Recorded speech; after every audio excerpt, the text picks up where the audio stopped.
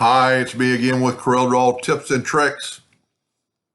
This is part 2 of this. One of my viewers, subscribers, brought up a really good point. I just did this video yesterday, and I made it more difficult than it needed to be. So let's see how big this thing is.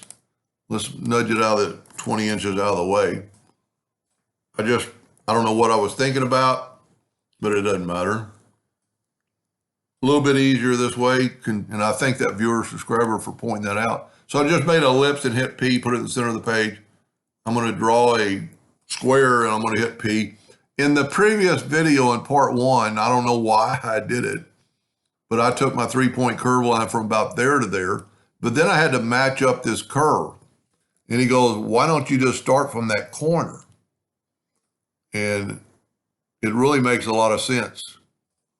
Now I'm going to Control D to duplicate it.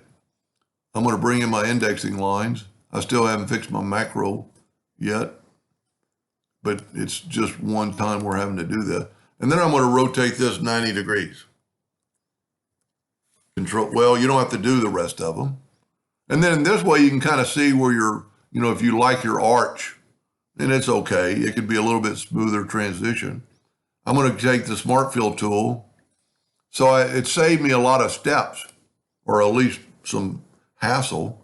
Now I'm going to grab the interactive fill tool, and I'm just going to grab it and come downwardly and bring some black in here. Now at this time, I'm going to get rid of my square, and I'm going to get rid of my circle.